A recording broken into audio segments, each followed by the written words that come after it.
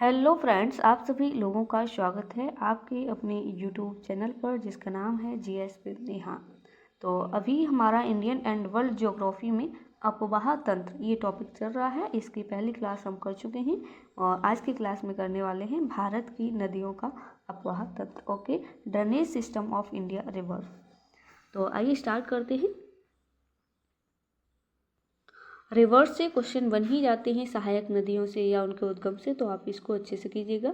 भौगोलिक आकृति के आधार पर भारत की नदियों के अपवाह तंत्र को दो वर्गों में विभाजित किया गया है। किसके आधार पर? भौगोलिक आकृति के। नंबर 1 है हिमालय की नदियों का अपवाह तंत्र और नंबर 2 है प्रायद्वीप की नदियों का अपवाह तंत्र। तो आज की क्लास में हम हिमालय की नदियों का अपवाह तंत्र करने वाले हैं। तो देखते हैं drainage system of Himalayas river.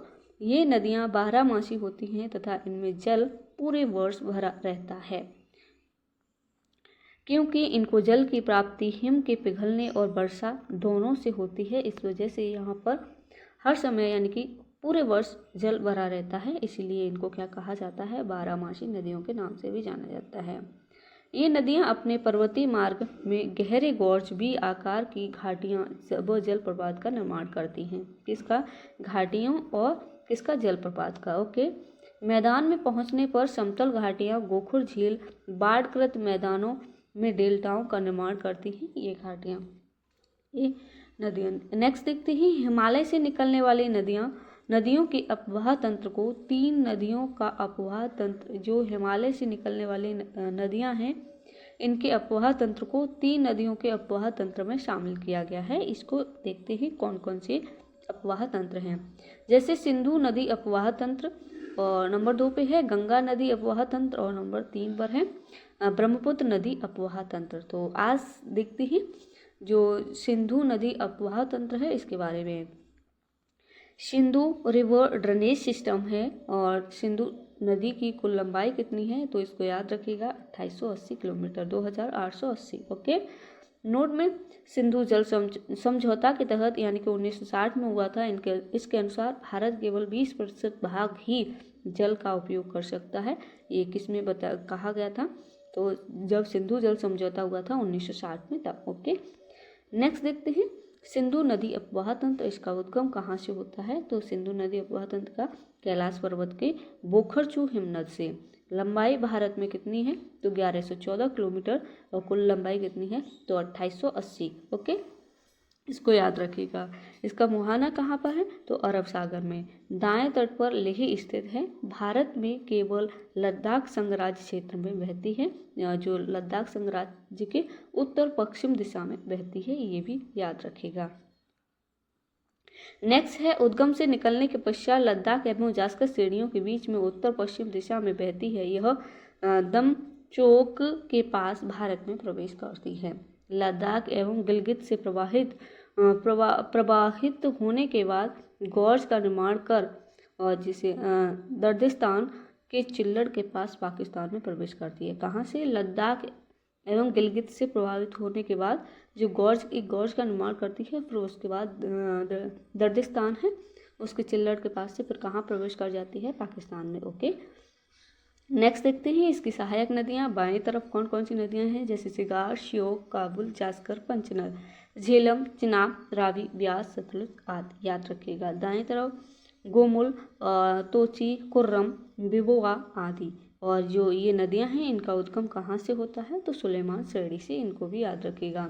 तो आपके लिए ये क्वेश्चन है, जो सुलेमान श्रेणी है वो कहाँ पर अवस्थित है, ये आपको बताना है कमेंट बॉक्स में। ओके, नेक्स्ट देखते हैं झेलम नदी। झेलम नदी का उद्गम पीर पंजाल श्रेणी में स्थित वेरीनाग के निकट शेषनाग झील से होता है। किसका? झेलम नदी का उद्गम। ये उद्गम है, ये एग्जाम में बहुत पूछे जाते हैं। जैसे गिरती कहाँ है, वहाँ से भी क्वेश्चन पूछे जाते हैं।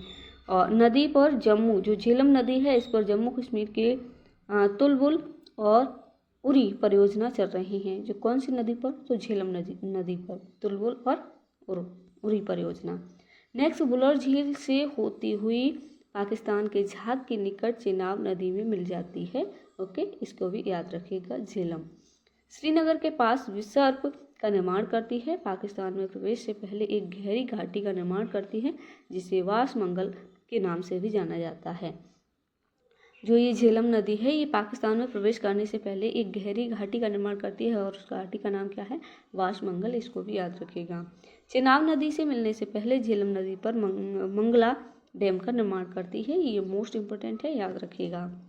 नेक्स्ट, जम्मू कश्मीर में झेलम नदी मुजफ्फराबाद से मीरपुर तक भारत एवं पाकिस्तान की सीमा रेखा से होकर बहती है। नेक्स्ट नदी है चेनाब। तो इसके बारे में जानते हैं। चेनाब का उद्गम कहाँ से होता है? तो वाडालाचला दर्रा से।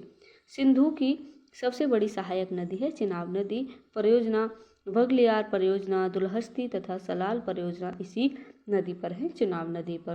हिमाचल प्रदेश में इसे चंद्रभागा के नाम से भी जाना जाता है, याद रखिएगा। किसको? वो चेनाब नदी को।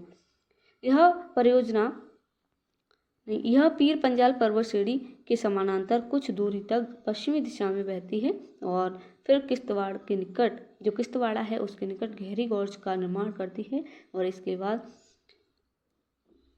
अखनूर के निकट मैदान में प्रवेश करती है। इसको याद रखिएगा। नेक्स्ट देखते हैं रावी नदी। इसका उद्गम कहाँ से होता है? तो हिमाचल प्रदेश के बृहद हिमालय के रोहतांग दर्रे के पश्चिम में से इसका उद्गम होता है रावी नदी का। प्रवाहित चंबल घाटी में मिलती है कहाँ पर? तो पाकिस्तान के सराय सिंधु के पास एक चिनाब नदी है, वहाँ पर जाकर ये मिल जाती है रावी नदी। कहाँ पर? चिनाब नदी में। इस पर कौन कौन सी परियोजना है? तो 3 रणजीत सागर के नाम से जाना जाता है और शाहपुर कंडी बांध परियोजना ये इसी पर है। ठीक है, इसको भी याद रखिएगा रावी नदी पर। नेक्स्ट देखते हैं व्यास। ये एग्जाम के पॉइंट ऑफ व्यू से बहुत महत्वपूर्ण है, तो आप इनको अच्छे से कीजिएगा। उद्गम, ये इसका उद्गम कहाँ से होता है? रोहतांग दर्रे के पास व्यास कुंड से इसका उद्गम होता है। बहती कहाँ है? हिमाचल प्रदेश के कुल्लू घाटी में। हरिके नामक स्थान पर सतलुज में मिलती है। इसके मिलन के स्थान पर ही हरिके बैराज का निर्माण होता है। नेक्स्ट, यह पंचनद की एकमात्र ऐसी नदी है जो केवल भारत में बहती है। जो व्यास नदी ओनली एकमात्र ऐसी नदी है जो कहाँ पर बहती है? भारत में। हरिके बैराज नामक स्थान पर इंदिरा गांधी नहर, जो भारत की सबसे लंबी नहर है, इसका निर्माण सिंचाई के लिए किया गया है। किसका? तो जो इंदिरा गांधी नहर है। नेक्स्ट नदी है सतलुज। इसके बारे में जानते हैं। सतलुज का उद्गम कहाँ से हुआ है? तो तिब्बत के पठार राक्षस ताल जो झील है वहाँ से इसका उद्गम होता है।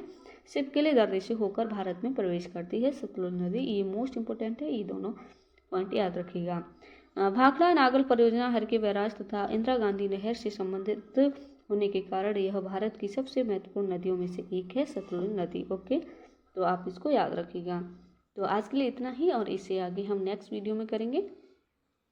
साथ ही अगर आपको PDF चाहिए तो आप हमको बता सकते हैं, तो मैं टेलीग्राम पर डाल दूँगी, जिससे कि आप अपना बार बार रिवीजन कर सकें। तो तब तक के लिए अपना ख्याल रखिएगा। मिलते हैं नेक्स्ट वीडियो में।